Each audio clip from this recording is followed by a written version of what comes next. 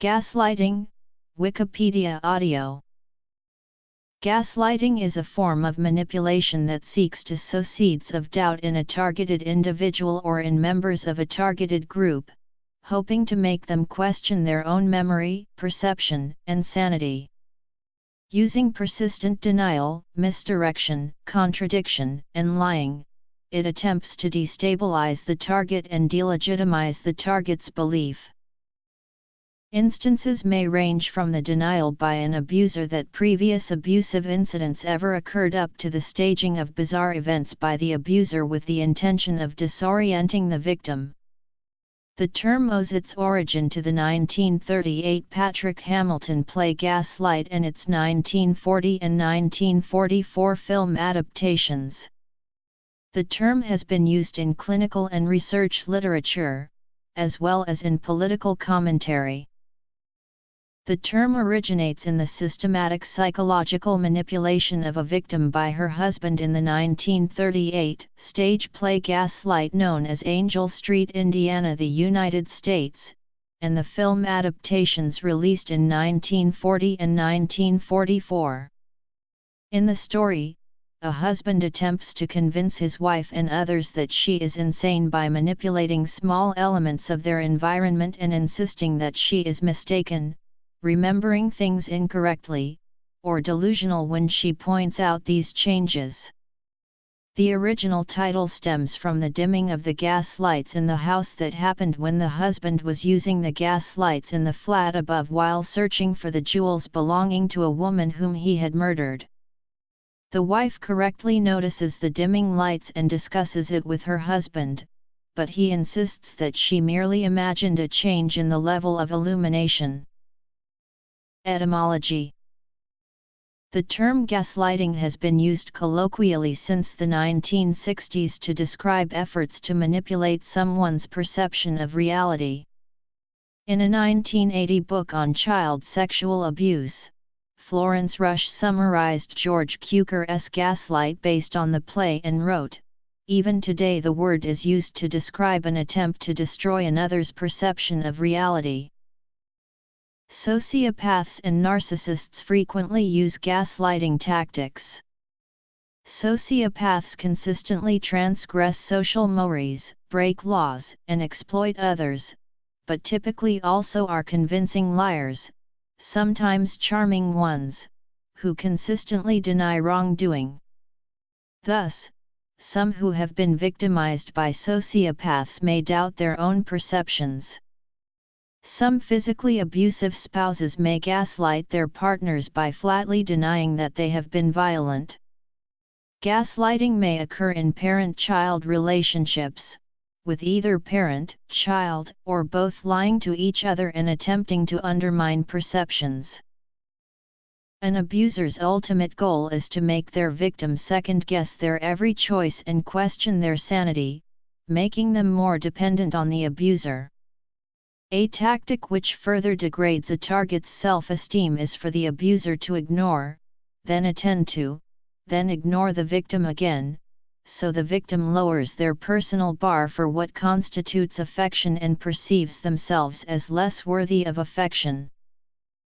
Gaslighting may be experienced by victims of school bullying when combined with other psychological and physical methods. The result can lead to long-lasting psychological disorders and even progress into illnesses such as depression or avoidant personality disorder.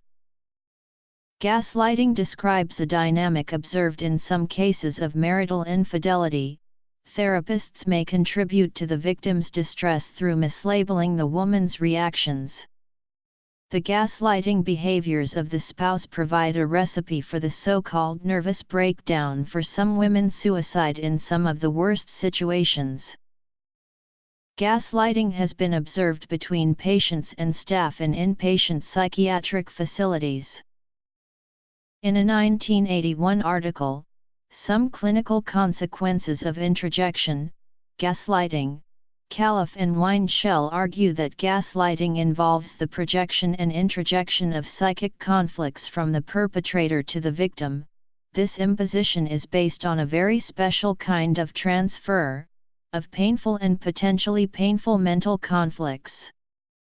The authors explore a variety of reasons why the victims may have a tendency to incorporate and assimilate what others externalize and project onto them, and conclude that gaslighting may be a very complex, highly structured configuration which encompasses contributions from many elements of the psychic apparatus.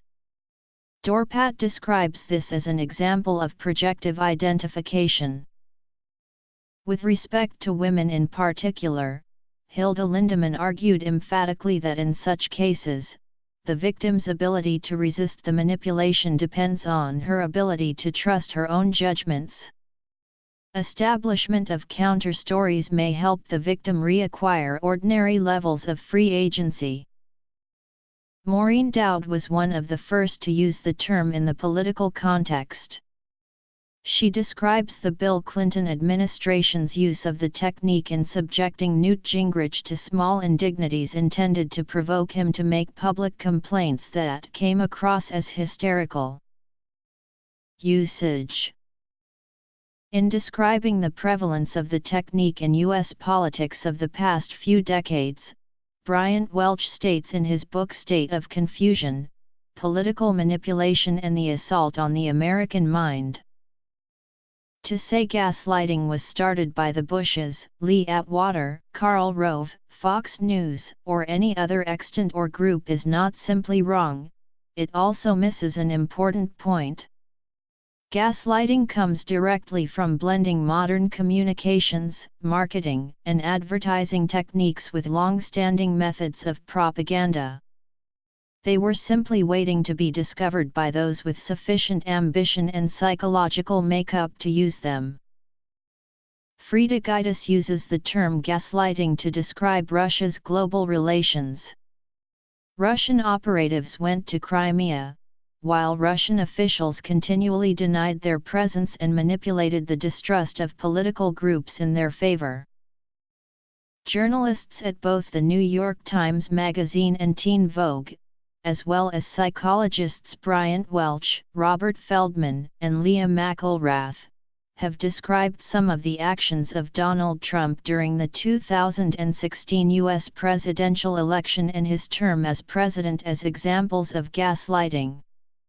Ben Yagoda wrote in the Chronicle of Higher Education in January 2017, that the term gaslighting had become topical again as the result of Trump's behavior, saying that Trump's habitual tendency to say X, and then, at some later date, indignantly declare, "I did not say X. In fact, I would never dream of saying X." Had brought new notability to the term.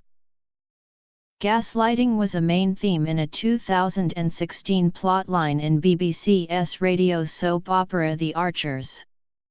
The story concerned the emotional abuse of Helen Archer by her partner and later husband, Rob Titchener, over the course of 2 years, and caused much public discussion about the phenomenon.